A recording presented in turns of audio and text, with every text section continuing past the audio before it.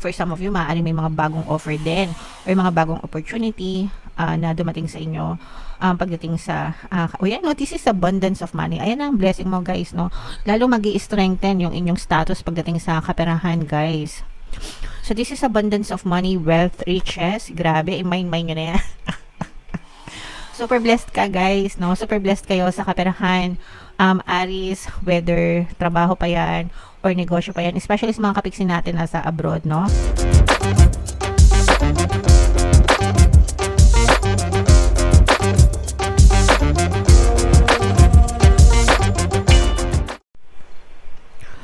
Hello guys, hello Aries, welcome back to Pinay Pixie Tarot. Ang pamagat ng episode natin for tonight is mga blessings for 2025 para sa Aries, Sun, Moon, Rising, Sign, and Venus. Unahin natin tong deck na to, guys. Pakinggan muna natin, no, yung mga mensahe sa inyo. Sorry, excuse me, guys. Yung mga mensahe sa inyo ng inyong mga gabay, Aries, for 2025. Wow, grabe. Sobrang ganda nito. Unahin na natin ito. Ito, guys, blessing agad ito, no? Infinite supply. Ibig sabihin nito, hindi kayo mauubusan, no? You are supplied for today and all of your tomorrow. So, hindi kayo mauubusan ng mga supply, mga kapiksi, ng mga biyaya, ng mga blessings ngayong 2025. Meron tayong subliminal, guys, yung hindi ka na mauubusan ng pera. Pero hindi lang pera, no? Pero blessings, mga kapiksi. Mga kaperahan, blessings, biyaya, pagpapala, no? Pwede nyo pakinggan yon, guys, para ma-boost talaga yung kaperahan nyo and yung mga blessings nyo for 2025. Hindi talaga magda-dry up yung inyong mga resources. Kaya, grabe, sobrang ganda, guys. Okay? So, i-mind nyo na yan, guys. Infinite supply of blessings, ganyan. And ito naman, guys, maging sensitive kayo sa inyong nararamdaman because your emotions, yung emosyon natin, guys, palagi yan nai-impluwensyahan ng ating pattern of thoughts. Ibig sabihin, kung maganda yung iniisip nyo, maganda yung nararamdaman nyo. Kung pangit yung iniisip nyo, pangit yung nararamdaman nyo. So, always ask yourself, anong nararamdaman ko ngayon? Kung maganda yung nararamdaman nyo, okay lang yan, tuloy nyo. Pero kung negative or hindi maganda, ask yourself again, bakit ko to nararamdaman? Anong iniisip ko? And then, bakit ko to iniisip? No? Kung makakatulong sa inyo, kung hindi to makakatulong sa inyo, kung hindi makakatulong, by all means, stop thinking about it. Ikaw lang ang may control doon. Okay? So, wag mong pahirapan yung sarili mo, kapiksi. And, mag-cleanse, guys, no? Ngayong, especially ngayong New Year, di ba? Pagpasok ng bagong taon, sana nakapag-recharge kayo, nakapag-cleanse kayo, distress, no? Dahil nagkaroon ng mahaba-habang bakasyon, ng holiday season, Christmas, tsaka New Year. So, sana sinamantala nyo yung panahon para makapag-recharge ako, nakapag-recharge ako kahit papano. Medyo konti lang yung videos natin kasi nagpahinga talaga ako ng bongga. Pero ngayon, back to work na ulit tayo, guys, no? Kasi kailangan talaga mabigyan kayo ng mga gabay, mga kapiksi. Okay, so, yeah, comment down below. Aries, if feeling nyo nakaresonate kayo dyan, tingnan natin yung mga blessings para sa inyo, guys, ngayong 2025. Shuffle natin to, guys. Habang sinushuffle ko to, panoorin nyo muna yung video natin regarding sa ating paano mag-manifest ng abundance video course.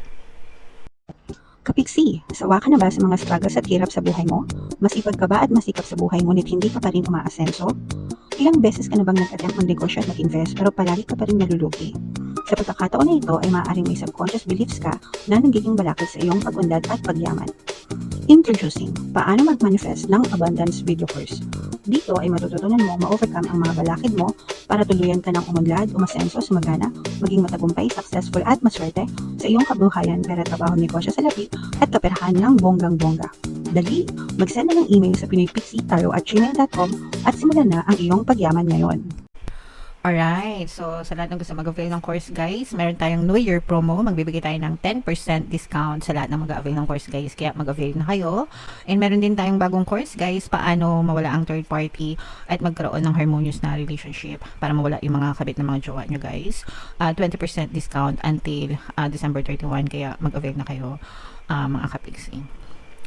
So, Aries guys, kaya represent ng King of Wands. Ito yung ating blessings energy. This is both negative and positive. Yung mga negative guys, yun yung balakid sa mga blessings nyo and yun yung kailangan nyong i-overcome mga kapiksi.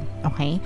Meron ditong presence ng another fire sign, Aries, Leo, Sagittarius, at saka earth sign, Capricorn, Taurus, Virgo. So, for some of you, pwedeng may ganyang kayong element sa inyong natal chart, or you may be dealing with other people na may ganyan sa kanilang natal chart.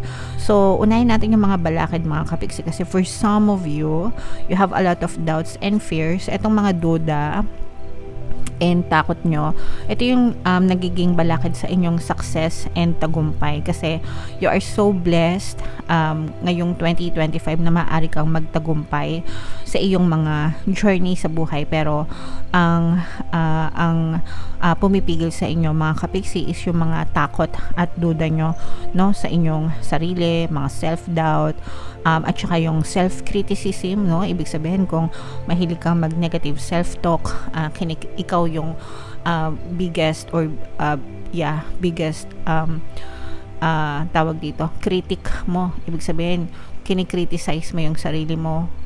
Puro na lang nega yung nakikita mo sa sarili mo, which will definitely give you negative results, no?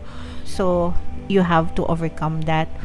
Kailangan mong ma-overcome yung tigilan, no? Actually, kailangan mong tigilan yung pagiging kritiko mo sa sarili mo, and instead practicein mo yung positive self-talk, no? Kung alam nyo yung mirror technique, mga kapiksi, humarap kayo sa salamin, or every time na nakaharap kayo sa salamin, look yourself in the eye. Tingnan mo yung sarili mo, mata sa mata, eye to eye, and kausapin mo yung sarili mo ng positibo, positive self-talk. Okay? Like, oy, kumusta ka?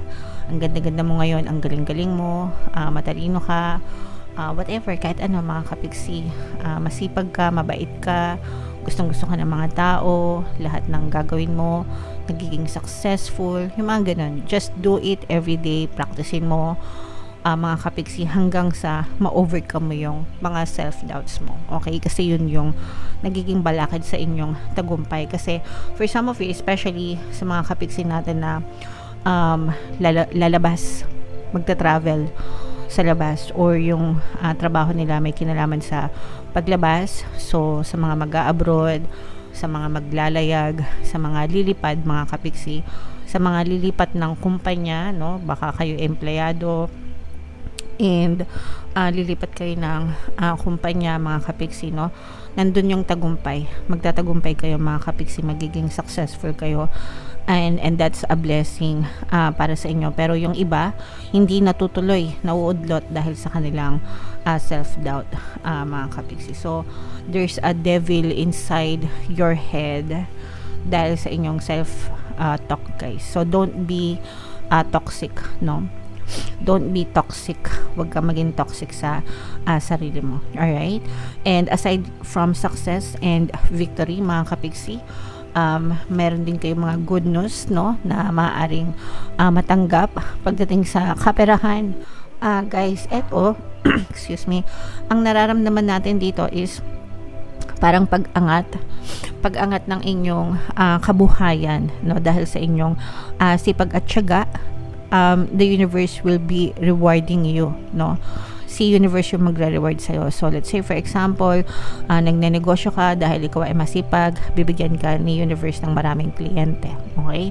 O kaya naman, bibigyan ka ni universe ng patok na produkto na magdadala sa'yo ng maraming kliyente, or makaka-attract ng more clients. Pero, you are having a very good relationship with money, guys. Ibig sabihin, nagiging maganda yung relasyon nyo sa pera.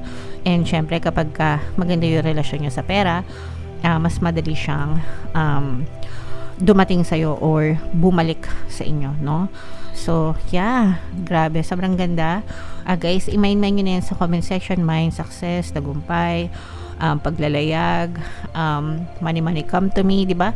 Yung mga money affirmations na sinasabi ko sa inyo, guys, money come to me, palagi ako may pera, palagi ako nagkakapera. I'm the queen of abundance, I'm the king of abundance. Yan, palagi nyo lang sabihin yan araw-araw, guys. Tiyak na talagang excuse me, magiging maganda, no? Ayan, no? Ang ganda talaga ng relasyon nyo sa pera, mga kapiksi. For some of you, maaari may mga bagong offer din or mga bagong opportunity na dumating sa inyo pagdating sa ayan, no? This is abundance of money. Ayan na ang blessing mo, guys, no? Lalo magi-strengthen yung inyong status pagdating sa kaperahan, guys. So, this is abundance of money, wealth, riches. Grabe, i-mind nyo na yan. Super blessed ka, guys, no? Super blessed kayo sa kaperahan. Aries, whether trabaho pa yan or negosyo pa yan, especially sa mga kapiksi natin na sa abroad, no?